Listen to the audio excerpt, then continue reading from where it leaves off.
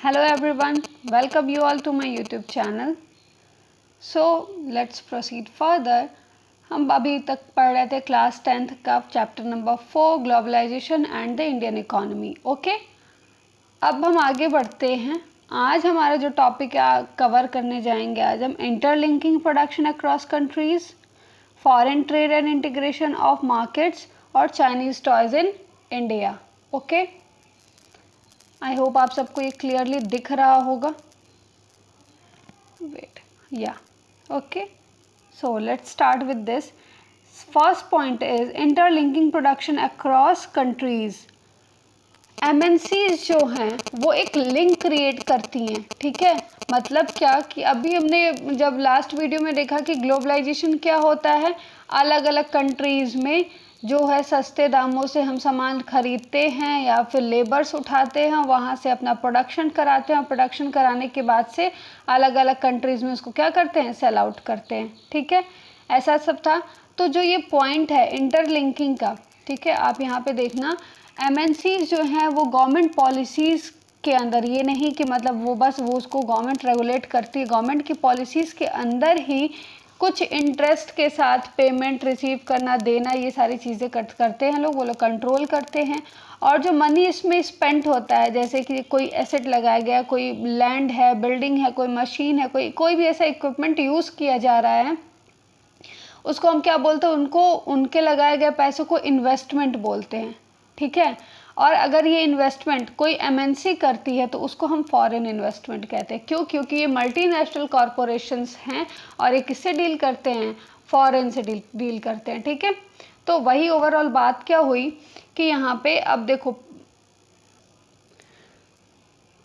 वही यहाँ पे ये चीज़ें कहती हैं कि the money that is spent to buy asset such as land, building, machines and other equipments is called investment and an investment made by MNC is known as the foreign investment. ठीक है, हम investment किसको कहते हैं, कहीं अपना पैसा लगाया, कोई बिल्डिंग, मशीन या कोई भी ऐसा इक्विपमेंट लगाया हो कोई बिजनेस स्टार्ट करने के लिए, उसको इन्वेस्टमेंट कहते हैं. और सेम इस एस्पेक्ट से देखेंगे कि अगर ये इन्वेस्टमेंट हमारी कोई एमएनसी की हुई है, कोई मल्टीनेशनल कॉरपोरेशंस ने किया है, तो उसे हम क्या नाम दे देंगे, फॉरेन इन्वेस्टमेंट बोलेंगे. ठीक है, at times MNC set up production jointly with some of the local companies of these countries. ठीक है, अलग अलग कंट्रीज में जब ये डील करते हैं तो उसमें क्या करते हैं, जब एक ही कंपनी, देखो कोई भी बड़ी कंपनी जो बिग ऑर्गेनाइजेशंस होती हैं वो अकेले सारा कुछ हैंडल नहीं करती. उनके पास हाँ इतना फंड होता है कि वो सोचते हैं कि काम ज़्यादा मिले, आउटपुट हमारा ज़्यादा हो और इनपुट भले हम अलग अलग सेक्टर से ले सकते हैं. ठीक है, तो वो और भी लोकल कंपनी से क्या होते हैं, टच में होते हैं ताकि उनका काम ईजिली हो सके. ठीक है, तो वो जो है कि अलग अलग कंट्रीज़ में क्या करते हैं, ये लोग लोकल कंपनीज़ के साथ भी जॉइंटली प्रोडक्शन का प्रोसेस करते हैं. Next point is foreign trade and integration of markets. ठीक है, foreign trade creates an opportunity for the producers to reach beyond the domestic market. Foreign trade देखो एक अपॉर्चुनिटी ही तो देता है ना, एक ज़रिया कह लो तो, या फिर आपको एक चांस देता है कि आप अपने लोकल मार्केट से, आप अपने डोमेस्टिक मतलब कि आपकी जो कंट्री है, आप उससे बाहर अपना बिजनेस क्या कर सकते हो, फैला सकते हो. ठीक है, अब देखो next point is goods can B next is producers can sell their product in their own country as well as in other countries of the world. वही बात हो गई क्या कि जब बियॉन्ड आपको आपके डोमेस्टिक मार्केट से बढ़ के आप जब अपना सेल आउट कर सकते हो तो क्या अलग अलग कंट्रीज़ में आपको चांसेस मिलते हैं. ठीक है, क्या करने के, गुड्स आपको सेल करने के.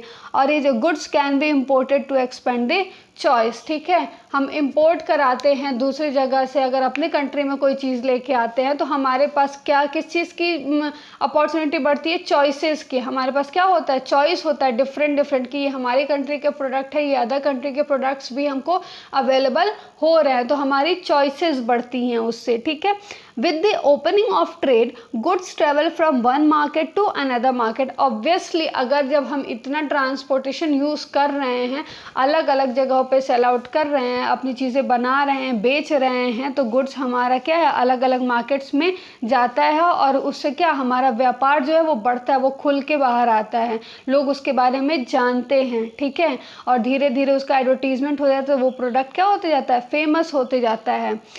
Producers in the two countries now closely compete against each other.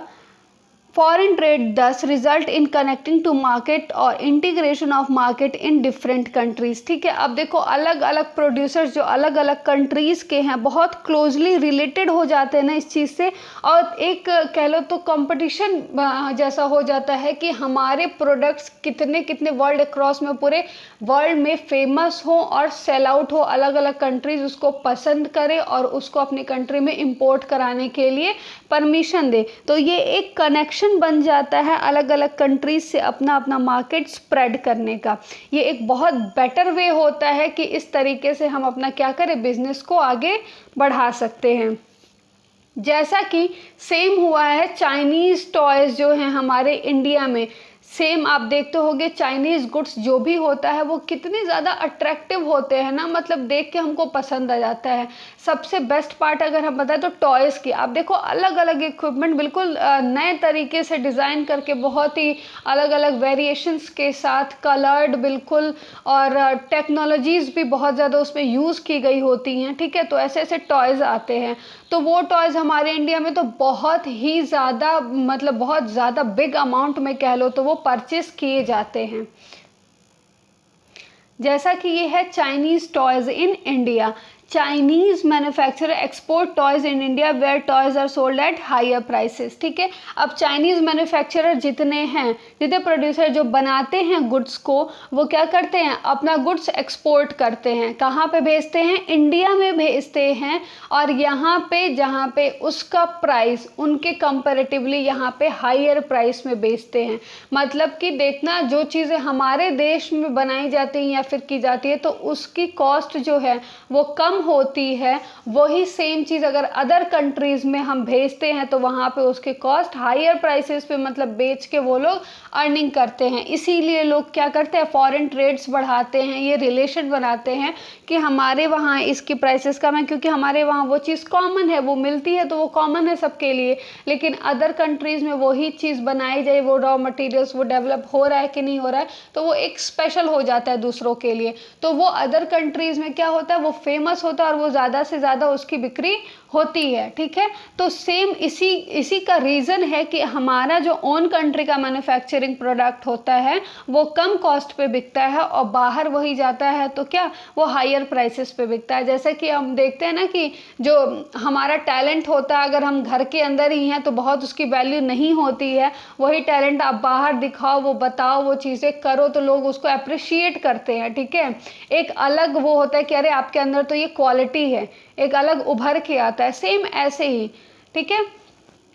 Next है buyer in India have choice between Indian and Chinese toys. अब देखो जब ये हायर प्राइसेस पे यहाँ पे बिकना शुरू हुआ तो अब इंडिया के बायर्स को क्या मिला, हम लोग को परचेजर जितने हैं उनको क्या मिला परचेज करके, उन्हें चॉइसेस मिली ना कि हमारे इंडियन प्रोडक्ट्स भी हैं और चाइनीज़ प्रोडक्ट्स भी हैं। अब हमारे पे डिपेंड करता है कि हम उसे क्या ख़रीदते हैं, और फ़िलहाल अभी तो हम अपने इंडियन प्रोडक्ट्स को ज़्यादा से ज़्यादा परचेज़ करें, उसको यूज़ करें, कंज्यूम करें, तो वो हमारे लिए बहुत, हमारी इकोनॉमी के लिए बहुत ज़्यादा हेल्पफुल होगा। तो आप कोशिश किया करो कि मतलब अपने ही कंट्री के प्रोडक्ट्स को ज़्यादा से ज़्यादा प्रमोट करो और यूज़ करो।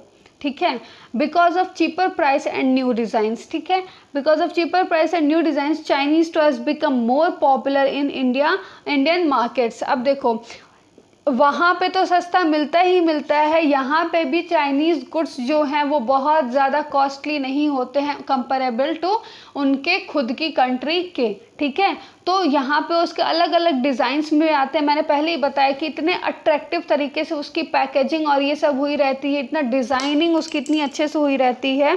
तो ठीक है, तो वो चीज़ें लोग देख के उसको अट्रैक्ट होते हैं। ठीक है, और वो चीज़ परचेज़ करते हैं तो ज़्यादा इंडियन मार्केट में वो बहुत ज़्यादा पॉपुलर हो जाता है। Indian buyers have a greater choice of toys and at lower price. ठीक है, मतलब कि चॉइसेस जो हैं हमारे बहुत कम दामों में हमें बहुत अच्छी अच्छी चीज़ें मिलती है कि ये अलग अलग तरीके की जो लाइट्स होती हैं वो कितनी अट्रैक्टिव लगती है ना, बहुत ज़्यादा कॉस्टली नहीं होती हैं, तो वो लोग सोचते हैं यार इतने का ही है ना, इतना प्यारा, चलो यही ले लेते हैं। ठीक है, तो ऐसे ऐसे करके तो प्रमोशन मिलता है उनके ब्रांड्स को, उनकी कंपनीज़ को, तो वो लोग ग्रोथ करते हैं।